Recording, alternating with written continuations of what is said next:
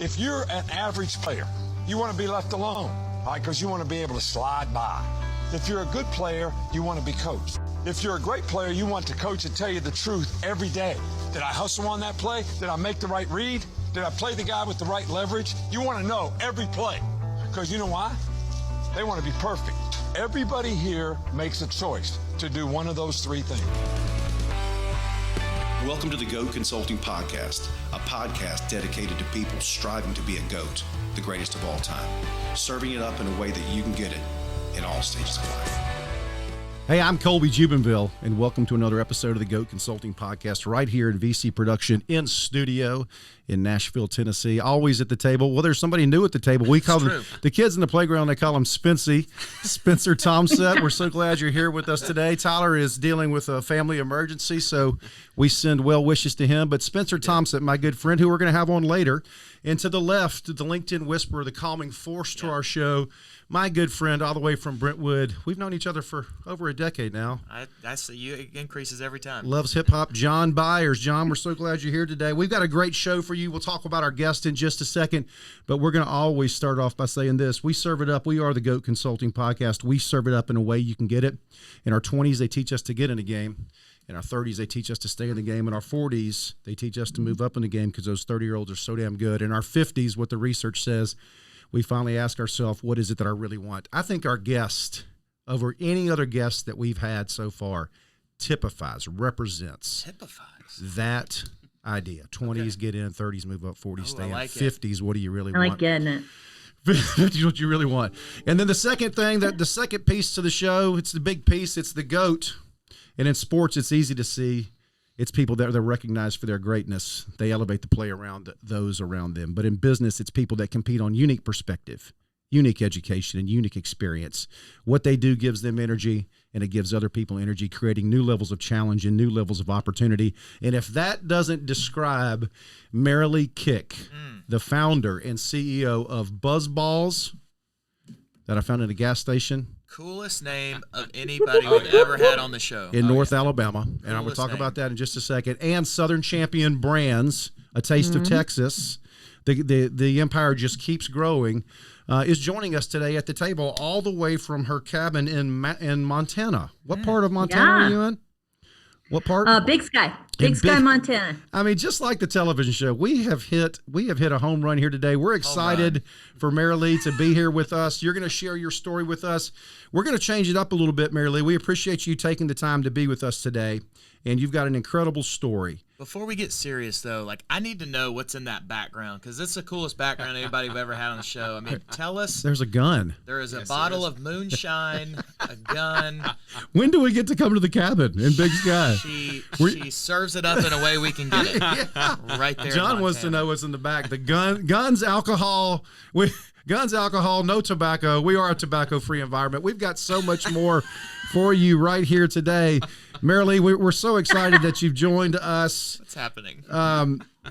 Here's one thing that I've come across recently, and I want to set the stage with this. What it said was 80% of life's most defining moments happen before age 35. One of the things that I've learned by reading about you and watching the interviews about you is that you've had many defining moments that bring you right to us today. And I know you're only 37, so maybe there's a couple that have happened afterwards, but maybe share with us some defining moments that brought you right up to the point where you said, I'm going to start BuzzBallz, and then the defining moments that happened after that.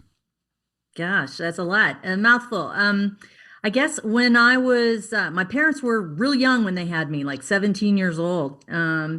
And that was tough back in the 60s when I was born. So that wasn't very popular to have children that young. But we grew up, went out to a farm in Montana, and we had no money, and we had to learn how to do everything ourselves. So cook, clean, raise goats, raise pigs, raise chickens. I had to learn how to sew. I had to kill chickens. I had to, do everything myself. So we learned how to make something out of nothing. Was kind of how we struggled to get by. Dad he didn't fart. I didn't mean farted. He started. We don't edit this show, so that's coming right. He started I'm gonna think of something about BuzzBallz. A post and pole mill. And the mafia came up and shot down all of his equipment and burned down all the land. So we went bankrupt. Wow. And so for a long time, I worked on a post and pole mill for my parents. And then anyway, graduated high school. I was Miss Helena. Absolutely. Ooh, I can still see it today. you know? Yeah, in Montana. Went to school in the University of Montana, Mighty Grizz. Awesome. And then got married, moved to Texas, worked for Ross Perot as an engineer. Wow. And moved to South Africa, moved to Sweden. And I guess I'm just kind of a survivor, you know. I'm just one that claws myself up and reinvents myself and tries to figure out where I am and what I'm going to do and how I'm going to be important where I am. So. And you decided to do that by a pool. Yeah. Grading After papers. I turned and I want to say 35. this. After you turn 35, I want to say this. My favorite Ross Perot quote. Are you ready? This is going to impress you, I think. I'm ready. Oh, wow. Measure twice, cut once. No. When you What's see that? when you see a snake, kill it. You don't form a committee to talk about how to kill the snake. That's what he said. It's my Sounds just like him. I need to work on that. She was better. Okay. So you went from teacher to buzzball queen of the entire universe, First of Texas all, and of then all the time. universe. Yes. And Right. I want to hear about that defining moment Yes. between those two. That's worthy of Yes. That's Yeah, goatness. Okay, so and incorporate in that answer something that you've done a lot of these, not any as cool as we are, so we get that. You don't have to tell us again. Thank you. But can you share something in that story that you've never told anybody? I just put her on the spot. Yes. We'll let you think about that as you answer that, Miss Helena. Keep going. Miss Helena, that's the new name. sounds dirty. This is great. Yeah. So I was about to get a divorce after living abroad for so long. You know, husband and I kind of were growing apart, and we almost got a divorce. Didn't actually get a divorce, but almost got a divorce. And when I was figuring out how I was going to survive on a teacher's income, raising two sons, you know, one who's in ice hockey and the other in golf, and you know, I was thinking, oh my God, I'm going to live in my car. You know, I won't have any money. I'm just barely going to get by on my $55,000 a year income. So I need to do something, and I need to do it quick. And so I thought about what survives in good times and bad. And I thought booze, drugs, sex, gambling. How do we mix all those together? Yeah. I think, you know, and I thought, well, another you know, episode. I'm really good at all those. No, no, I didn't. But I thought that booze was probably the way to go. So my mom, when I was a kid, we used to go pick choke cherries and currant berries in Montana, and we'd make wine out of it. And so we'd get one of those big 55-gallon Rubbermaid, you know, tubs and just make our own home brew, make our own wine, you know, so that was kind of fun. So I kind of got the bug in me from that. Yeah. But anyway, I was about to get a divorce and terrified. And I went and got my master's degree, and BuzzBallz was my master's degree thesis project. I was grading papers by my swimming pool and had this little round votive candle next to me. And I thought that would be cool to make like a ball that got you buzzed, you know, like a little party ball. And so came up with the idea for that. And I wanted something that. Can I pause for just a second, Merrilee? I want to. You said something I don't want our audience to miss, and I'm curious about it. You said I was in the middle of going to get a divorce, and we didn't. We didn't. Still married. He today. works for me now. He's always worked for you. Let's just be clear. I'm curious about that. Maybe we need to come. We're going to come back to that because I want to hear more about it, but we'll do it later. So. You know those episodes where they're like have, you know, his story, her story. Maybe we'll have his story next and see. Oh no! It's in his contract. Shut it down immediately. He still works for you. It's in his employment contract. We can't talk about it. He has to sign NDA. an NDA on everything. So you're on your second marriage. It's just with the same person. No. Well, no, you got. There was a joke in there. There was a No. joke. Second. Just forget it. Same person. Yes. Same marriage, same person. Yes. And so you have this moment where most people look at a degree and say, oh, I'll just get through the degree and figure it out. You looked at the degree, and in fact, in one interview, you said, I'm going to get shit done. Oh, I probably did. That sounds like me. And the professor had to kind of mediate. When you're scared, John, when you're scared, you'd make a lot of quick choices, and there's things you have to do. And when your back's up against the wall, it's like do or die. And when you know that it's do or die, you don't really want to fail if you're a fighter. If you're competitive, you've got to win. And so failure really wasn't an option for me. I mean, it was certainly a possibility, but I didn't want that to happen. So I did everything in my power not to fail. I would get online. I would work all night. I would do my homework for my degree. I would raise my 2 boys. I would work during the day. I had a second job. I had a third job, and then I was building this business, so it was just kind of like put everything together and just sleep later. What was the response from the what do you call them, the professors? Is that what you say? I mean, what was their response when you presented the thesis? They liked it. They thought it was interesting. You know what? I'll tell you something that you didn't know. Yeah. Yes. This is a good one. Okay. So I'm not a team player. Oh. What does that mean? What does that mean? Well, it's a bullshit jargon thing that companies come up with. It's like, are you a team player? Well, and you go, oh yeah, I am. And you're really not. It's from the 1990s. If you're an entrepreneur, I got news for you. If you're an entrepreneur, you're not a team player. You're a go through it type of person. You go around things, you go above things, you go below things, you get shit done. Yes. You don't just wait for somebody to give you the rules and then you go figure out the puzzle pieces. I love that. You don't do you just go figure it out, and there are no rules. I don't like rules. So I don't either. They're for other people. I feel like you. Where have you been all my life? I know. I know. So you're there in this moment. You get good feedback.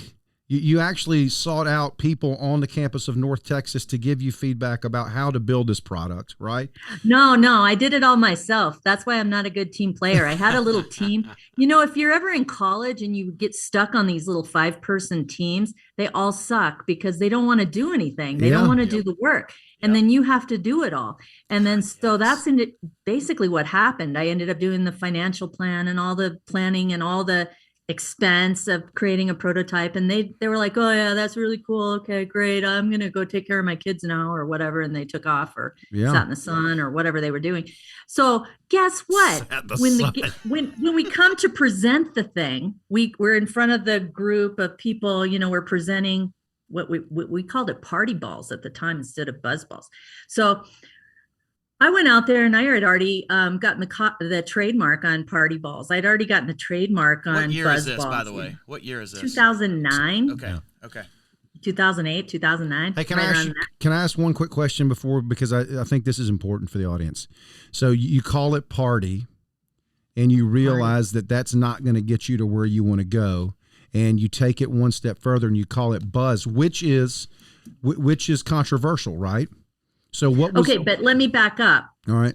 Miller Coors owned party balls because they had this giant big party ball. I used to have And so those. I wrote to him and I asked him if I could have that name because they hadn't used it in commerce for a long time, and they said no.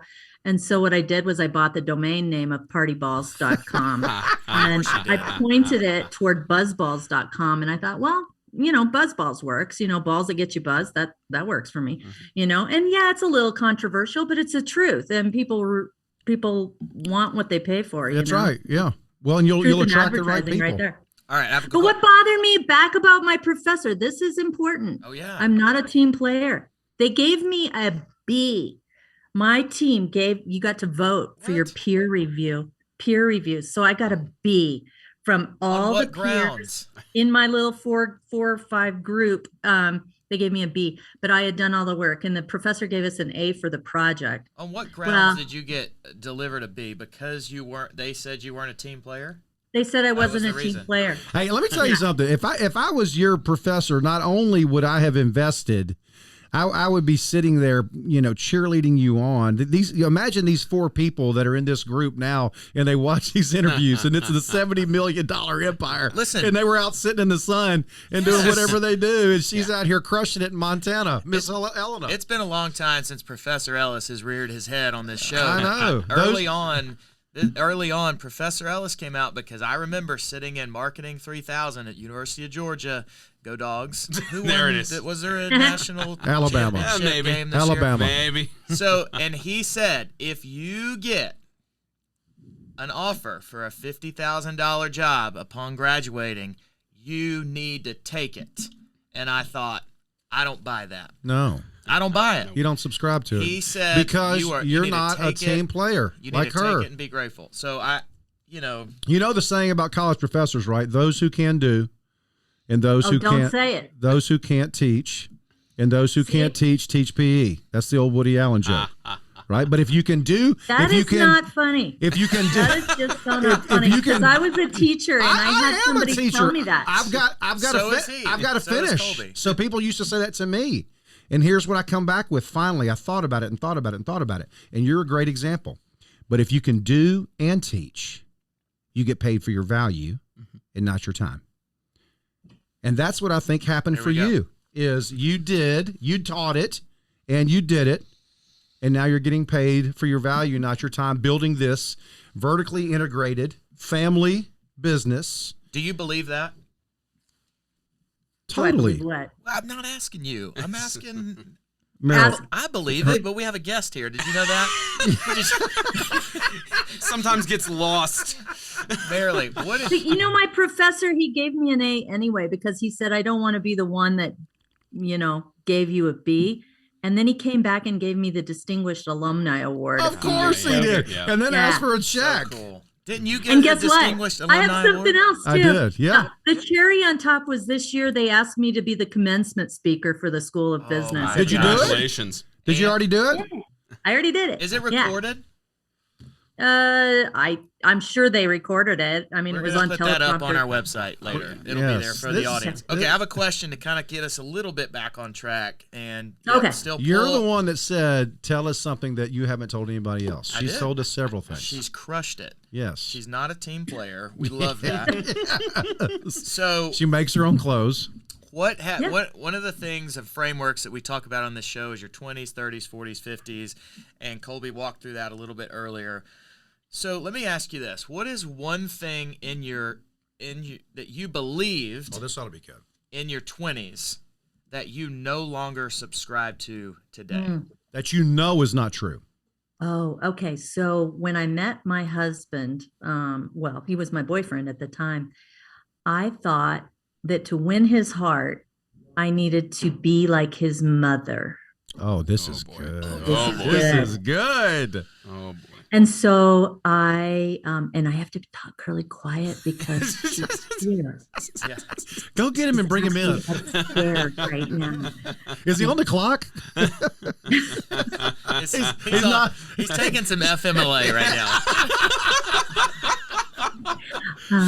But that was one of the things, and she was a woman that never had a job in her life. She just raised 4 boys, and just 4 boys. I mean, holy crap, that's a lot right there. But I was a career woman too. So, I think partway around that time, I started realizing that I shouldn't do everything that he wanted me to do. I was the submissive woman.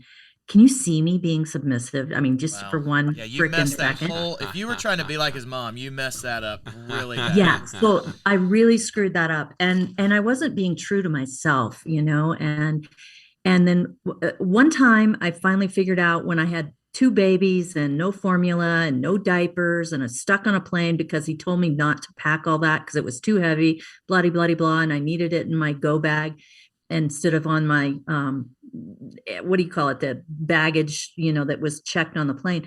And here I am stranded in Salt Lake City at 11:30 at night with 2 babies, no diapers, no formula, baby can't eat anything. I have no car. It's winter, and I said, I will never again do anything that I can't trust my gut on. I should have just followed my own gut and did my own thing. And so from that point on, from the time I was 28 on, I led my own life and said, screw this. I'm not going to be someone else. I'm going to be myself, and I'm going to always trust my own gut. And I think that's an important lesson in business too. Trusting your gut. It's huge. It's such great. And I will tell you, women are so much better than that. And guys, a woman's intuition, I trust in most things in life. I trust my wife before I trust myself. And we had to walk through something very similar when our first son was born. And this is a sensitive moment. She doesn't listen to the show, so she doesn't have to. I don't have to worry about her hearing this. But I remember when he was crying in bed as an infant, saying, "Oh, he'll be fine. Let him." And we still like struggle through that conversation, fight, tension in our relation. Not in our relationship today, but that happened because she was like, "Okay, I'll stay back." Where today she's like, "I'll do what I want. I'm gonna trust my gut." And I have learned. I trust her gut most of the time more than I do my own. So I would say I can totally resonate with what you just shared not as a mom, but as a mom, how you learned that and what I see in our own family. Yeah, it's true. I'd get in trouble for sharing that, so don't tell her.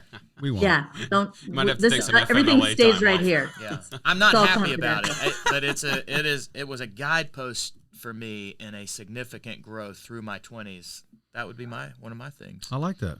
Okay. Spency, let that be a lesson to you. Yes. I was waiting for it. I was waiting for someone to mention something about that. But yeah. It's so good to have you here. I'm the youngest of 4 siblings, so I've learned a lot from their mistakes. My older 2 sisters are married. My oldest brother has a partner, and I've been fortunate enough to kind of learn from their mistakes and hear from their complaints and everything. So you're right. I just soak it in. Spencer's 23 23 years old. Spencer told He's me. not potty trained yet.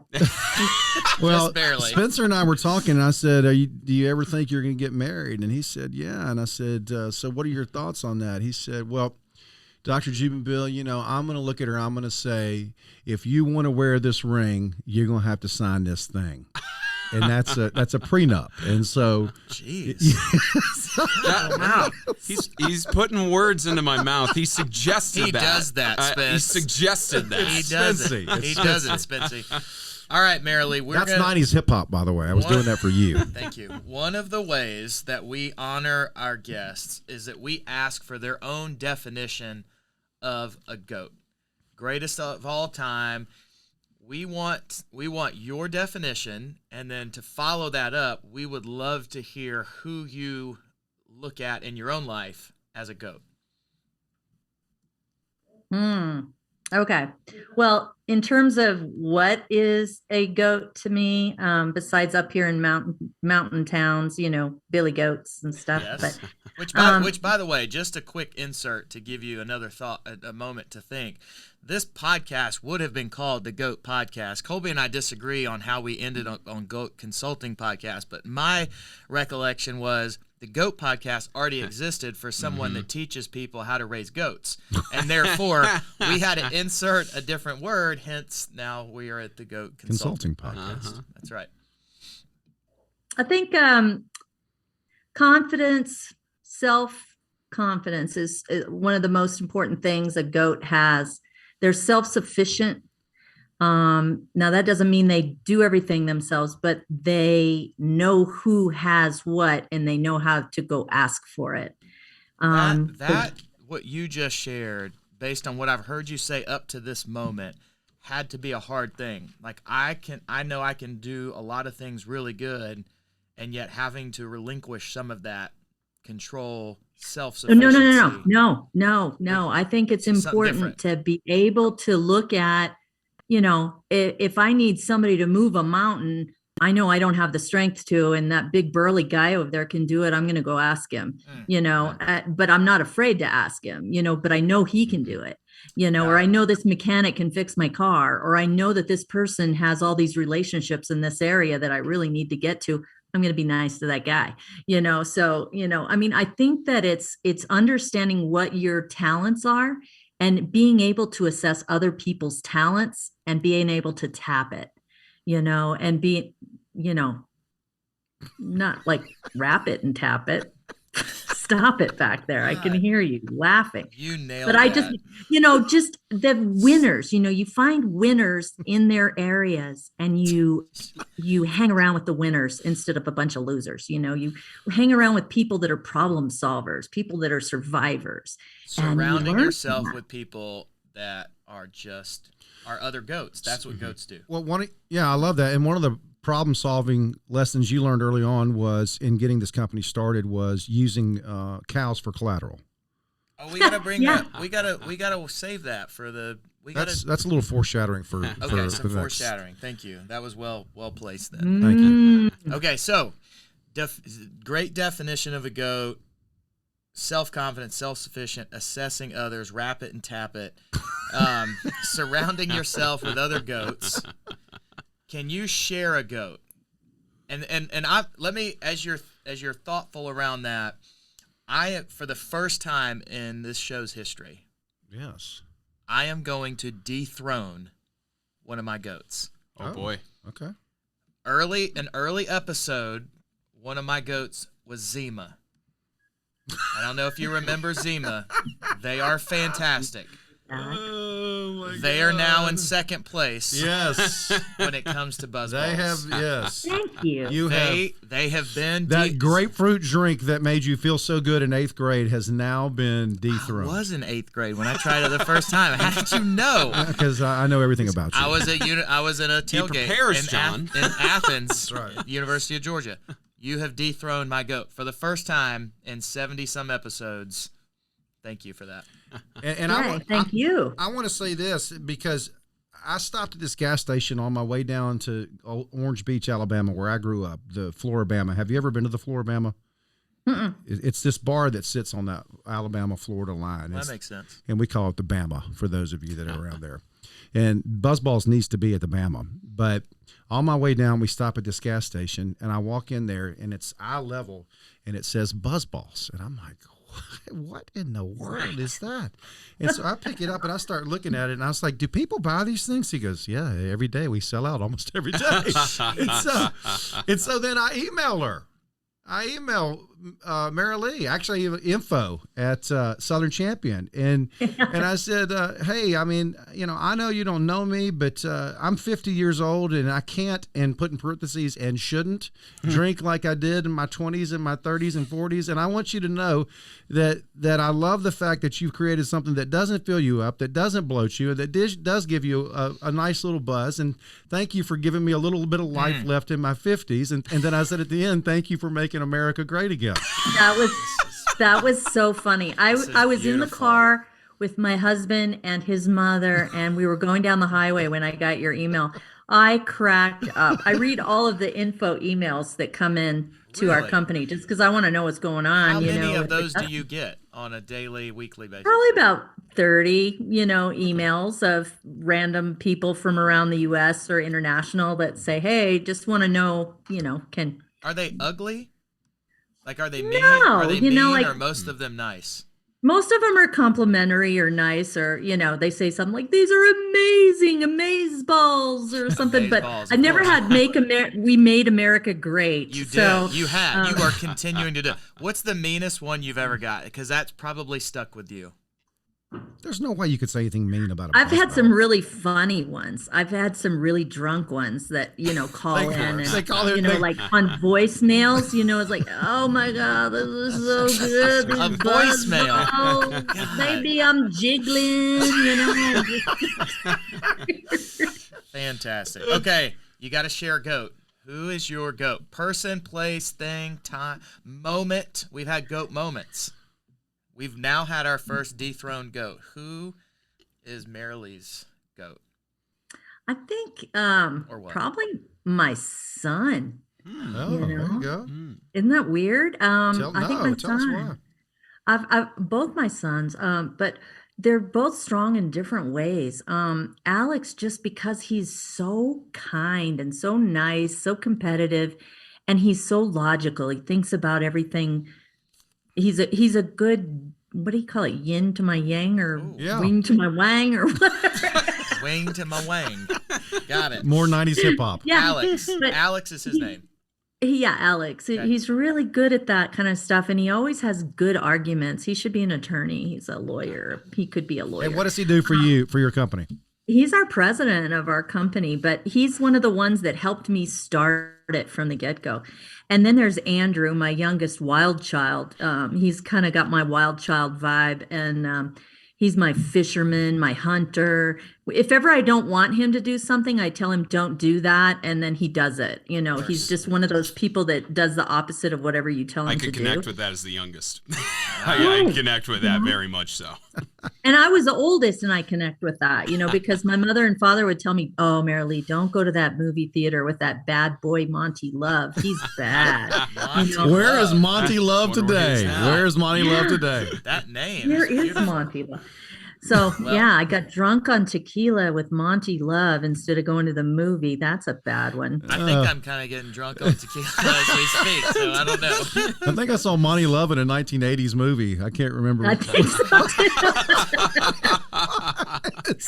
Thankfully, I wasn't in it with him, right? Monty Love. Do you have any more questions to ask her? We got to shut this thing down. We gotta wind the plane. We gotta Got to land the Southwest plane. Yeah. Well, we thank you for taking your time from Montana to spend time with Yeah. us. And what unique perspective, what unique education, and certainly what unique experience. We know that you're reinventing happy hour, and Yeah. and you're on track today We need to talk about that. We here. will to talk if they'll just stay with us. We're going to do that. But you're on track to sell how many cases of BuzzBallz this year? 5 million cases. On track to sell 5 billion cases. How many's in a case? 24. That's never going to change, John. John, see me afterwards for metrics and quantitative All right. Well, type. there's 12 Millions, wine millions. bottles. Quantitative So I don't tightening. know. We're gonna do some quantitative tightening I after can the help show. with that. You just blew my outro From here. teacher to buzzball queen, Miss Helena, not a team player. We're going to finish this conversation. We're going to continue to She'll hang out. reinvent happy hour with our good friend Merilee Kick, all the way from Big Sky, Montana. For Tyler Burnett, who is on the road, and for Spency, and for John Byers, I'm Colby Jubenville, and this is the Go Consulting Podcast. Boom.